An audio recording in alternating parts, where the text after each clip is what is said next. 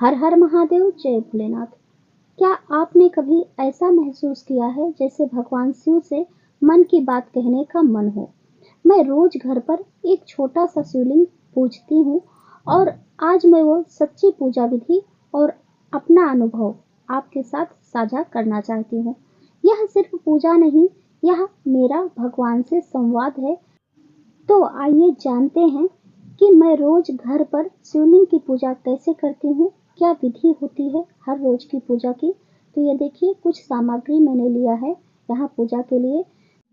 पंचामृत लिया है मैंने, यानी सबको अलग अलग करके रखा है। दूध है, दही है, शक्कर है, शहद है, तो इस तरह से मैंने रखा है। और गुड़ है भोग के लिए, और अक्षत है, चंदन है।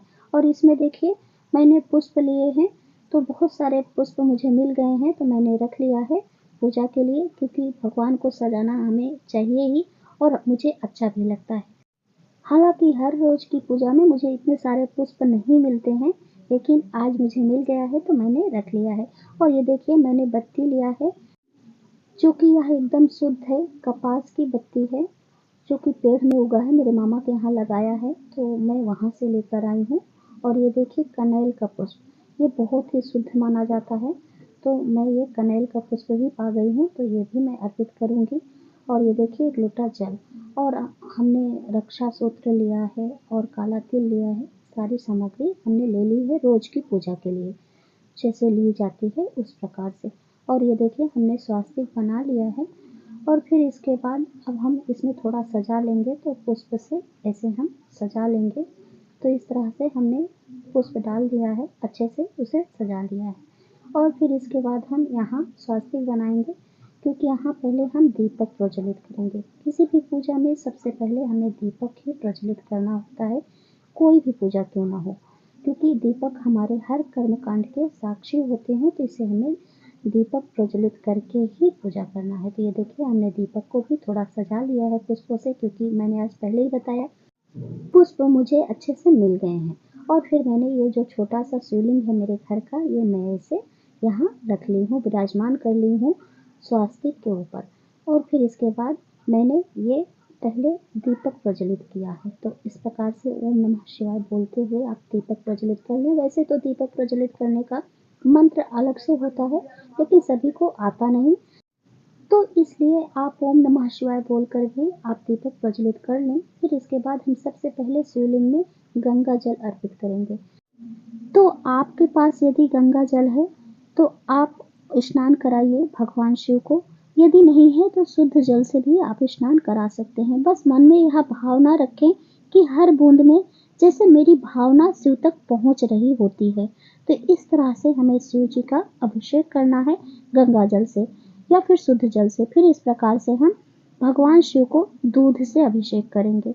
तो आप यहाँ मंत्र बोल सकते हैं, जो भी मंत्र आपको आता है। यदि नहीं आता है तो आप सिर्फ ओम नमः शिवाय बोलकर भी इस तरह से अभिषेक कर सकते हैं। ओम नमः शिवाय, ओम नमः शिवाय, नमः शिवाय ओम, इस तरह से अभिषेक कीजिए। फिर शुद्ध जल से अभिषेक कीजिए, फिर दही से अभिषेक करेंगे। तो ओम त्र्यंबकम यजामहे सुगंधिं पुष्टिवर्धनम् उर्वारुकमिव बंधनान् मृत्योर्मोक्षयमामृतात्। तो इस तरह से हम अर्पित करेंगे, फिर जल अर्पित करेंगे, और फिर हम शहद अर्पित करेंगे। ओम नमः शिवाय, ओम नमः शिवाय, ओम नमः शिवाय। फिर हम शुद्ध जल अर्पित करेंगे, फिर इसके बाद हम शक्कर अर्पित करेंगे, यानी चीनी। तो इस तरह से फिर इसके बाद हम फिर जल शुद्ध अर्पित करेंगे, फिर इसके बाद हम घी अर्पित करेंगे, शुद्ध घी। फिर इसके बाद हम जल से अभिषेक करेंगे। शिव गंगाधराय, शिव गंगाधराय, हरे हरे भोले नमः शिवाय, ओम नमः शिवाय, ओम नमः शिवाय, काशी वाले सदा सहाय। तो इस तरह से हम एक लोटा जल पूर्ण भगवान शिव को अर्पित कर देंगे। और ये देखिए हमारा अभिषेक हो चुका है। हमने साफ सफाई करके भगवान भोलेनाथ को फूलों का आसन देकर उन्हें विराजमान कर दिया है और उनके समक्ष दीपक प्रज्वलित कर दिया है। तो इस तरह से अब हम उनका श्रृंगार करेंगे। तो देखिए जैसे हम लोग स्नान करते हैं, फिर उसके बाद हमें वस्त्र चाहिए, तो इसी प्रकार हम भगवान को भी पहले वस्त्र रूपी कलावा समर्पित करेंगे। आप चाहें तो यहाँ वस्त्र भी समर्पित कर सकते हैं, लेकिन रोज की पूजा में लोग कलावा ही अर्पित कर देते हैं। तो मूर्तियों में हमें ऐसे कलावा अर्पित करना चाहिए। तो इस तरह से भगवान शिव का शिवलिंग है, तो हम यहाँ कलावा रूपी वस्त्र सबसे पहले अर्पित कर देंगे। तो ये देखिए हमने कर दिया है। अब इसके बाद हम तिलक करेंगे। तो ये चंदन से हम तिलक कर देंगे, पीला चंदन है भगवान शिव को। और फिर यहाँ माता गौरी विराजमान है, नंदी जी हैं, कार्तिकेय जी हैं, गणेश भगवान हैं। तो हम सभी को तिलक कर देंगे। और हम जो कलश है ना, इन्हें भी हम तिलक करेंगे। कहा जाता है कि इसमें भगवान शिव की 6 पुत्रियां हैं, वो विराजमान होती हैं, तो उन्हें भी हम तिलक कर देंगे। और फिर इसके बाद हम धुले हुए अक्षत अर्पित करेंगे। ये देखिए हमने धुल कर अर्पित कर दिया है। और अब हम काला तिल अर्पित करेंगे। तो ये हमारी रोज की पूजा है। और ये मैंने बेलपत्र में राम लिखा हुआ है, और इसका जो डंठल है इसे हम तोड़ लेंगे। कहा जाता है कि इससे भगवान शिव बहुत ही शीघ्र प्रसन्न होते हैं और हमारी हर मनोकामना पूर्ण करते हैं।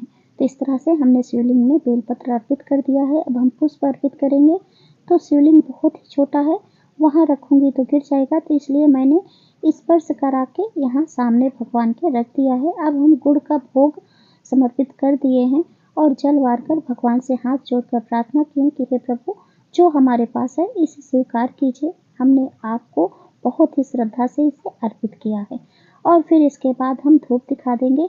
और इत्र है तो आप समर्पित कीजिए। सुगंधित वातावरण भगवान को बहुत ही प्रिय होता है। तो इस तरह से हमने अर्पित कर दिया है। और फिर इसके बाद हम कपूर से आरती करेंगे। आप चाहे तो उस दीपक से भी आप आरती कर सकते हैं, लेकिन भगवान शिव को हम कपूर से आरती करेंगे। कर्पूरे गौरम करुणावतारम संसारे सारम भुजगेन्द्रहारम सदा वसंतम हृदयारविंदे भवं भवानी सहितं नमामि, भवं भवानी सहितं नमामि। तो इस तरह से आरती हो गई है। हम जल वार देंगे और भगवान को आरती दिखा देंगे। फिर इसके बाद हम स्वयं भी आरती ले लेंगे। अब ये है हमारी रोज की पूजा। हम इस तरह से पूजा हर रोज करते हैं। बस किसी दिन जैसे कि पंचामृत हमें पूरा मिलता है, कभी सिर्फ हम दूध से ही अभिषेक कर देते हैं, कभी सिर्फ हम जल से ही अभिषेक कर देते हैं, कभी हम पुष्प इतने सारे चढ़ाते हैं, कभी हम 1 2 4 चढ़ा देते हैं, सिर्फ बेलपत्र भी चढ़ा देते हैं। लेकिन प्रतिदिन की पूजा इसी तरह किया जाता है और इसी तरह करना चाहिए। जब भी आप परेशान हो तो बस भगवान भोलेनाथ को 1 लोटा जल अर्पित करके उन्हें अपनी दिक्कत परेशानी बताइए। देखिए भगवान भोलेनाथ आपकी कितनी जल्दी सुनते हैं। मैं अपनी बताऊं तो एक दिन मैं बहुत परेशान थी, मंदिर में गई, वहाँ मैंने पूजा किया। शायद भगवान को देखकर, उनका दर्शन किया तो शायद मेरा दुख कुछ कम हो गया। मैंने बहुत ही अच्छे से पूजा किया, पूरे मन से। ऐसा लगा कि मुझे कोई परेशानी ही नहीं। लेकिन मैं फिर बाद में बैठकर वहाँ ओम नमः शिवाय जाप कर रही थी। फिर अचानक पता नहीं क्या हुआ, मैं बहुत जोर जोर से रोने लगी।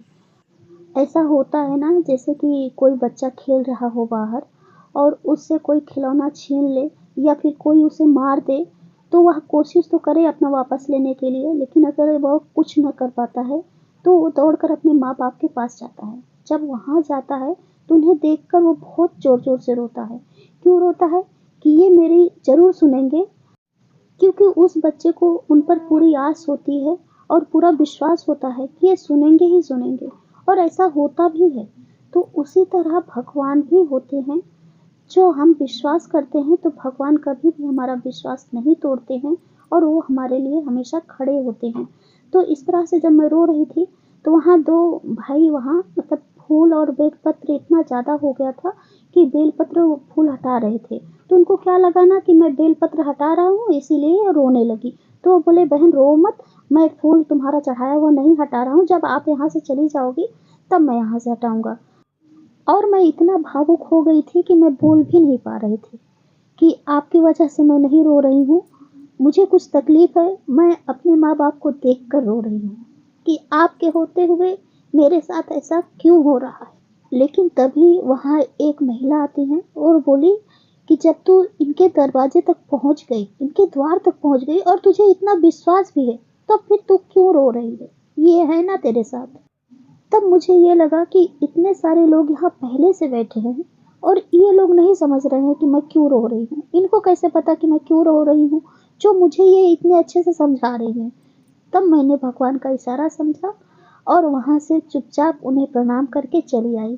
तो सच्ची भक्ति इस तरह से होती है और सच्चे भक्त को भगवान हमेशा मार्गदर्शन करते हैं। तो ये थी मेरी पूजा और मेरी भक्ति की सच्ची कहानी।